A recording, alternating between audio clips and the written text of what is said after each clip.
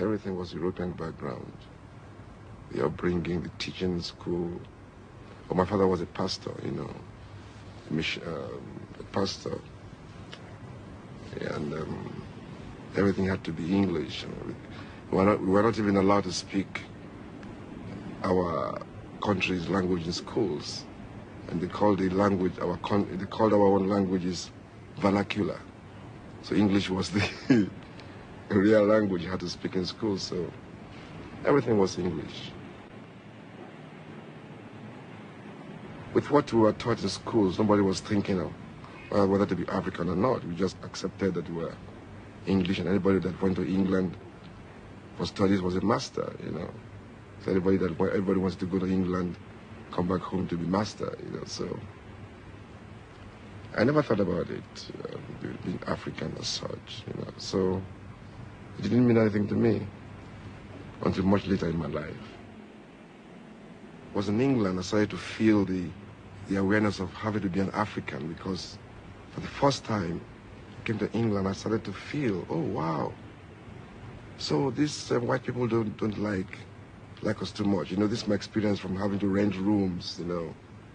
I had so much, at that time you read the newspapers in England, house for rent, no coloreds, no dogs, and all this. That annoyed me a lot, and not many students, you know, so at my student days in England, I started to be aware of having to be an African, but we had nothing to offer as Africans because we were all just taught English.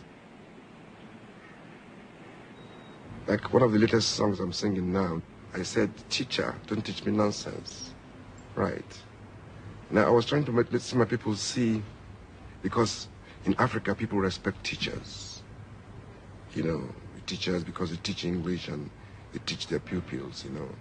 Respect teachers and pastors, you know, in Africa. So, okay, now I saw that I should now use teacher as my focus. So I said, I titled the song, Teacher, Don't Teach Me Nonsense. Now, I now wove this song into letting the people see that the white men have taught us everything we know. But I made people see also that one important thing they taught us was politics.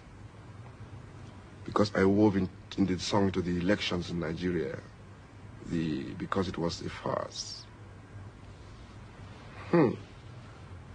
Now I mentioned democracy.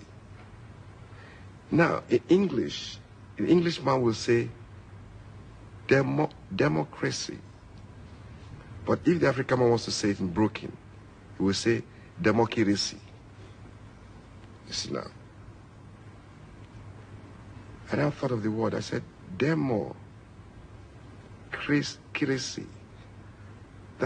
Now I saw craziness. I said I could now see let my people see that democracy really is not that word, that it's really madness, you know. So I said, now I started to sing. I said, I start to think of this word democracy. Democracy.